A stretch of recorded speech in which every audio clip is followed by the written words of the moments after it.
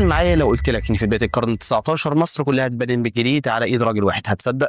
تعالوا مع بعض نشوف ازاي محمد علي قدر يعمل مشروع بناء دوله حديثه غير بيها تاريخنا كله. في بدايه القرن ال19 مصر كانت خارجه من حاله فوضى وضعف، ولكن هنا ظهر محمد علي وقدر يعمل نهضه تبني دوله حديثه. اول حاجه ركز عليها وكانت الاقتصاد، ومن هنا قرر يبدا بالزراعه اللي هي اصل المعيشه في مصر. حفر ترع جديده زي ترعه المحموديه، وبنى قناطر الدلتا عشان خاطر الميه توصل للحقول. ومش بس كده، ده عمل نظام الاحتكار خلى الدوله هي اللي تشتري المحاصيل وهي اللي تبيعها. اما بالنسبه للصناعه فانشا مصانع للغزل والنسيج والبارود والاسلحه، وفتح ترسانه في الاسكندريه لبناء السفن. باختصار محمد علي حول الاقتصاد لآلة تخدم مشروعه الكبير. ولكن الراجل كان شايف اي نهضه من غير علم هتنهار، وعشان خاطر كده اسس مدارس جديده في الطب وفي الزراعه والمهندس خان، وبعد بعثات شبابيه لاوروبا وخاصه فرنسا عشان خاطر يتعلموا وينقلوا لنا العلوم الحديثه. اما بالنسبه للسياسه محمد علي كان شايف ان مفيش اي دوله قويه من غير سلطه، ومن هنا ركز كل السلطات في ايده، قضى على المماليك والمشايخ والعثمانيين قال نفوذهم وبدا يعمل نظام اداري جديد، واصبحت شؤون الدوله كلها تحت اشرافه المباشر. يعني باختصار كل الخيوط بقت في ايد محمد علي. محمد علي ادرك ان الجيش هو عمود الدوله، فكون لنا جيش حديث على النمط الاوروبي، وجاب خبراء فرنسيين لتدريب الجنود، وفرض التجنيد الاجباري على الفلاحين، وبنى اسطول ضخم سيطر بيه على البحر الاحمر والبحر المتوسط.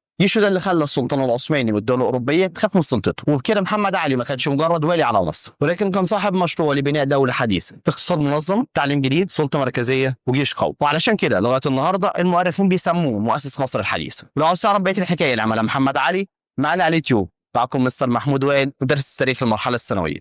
سلام.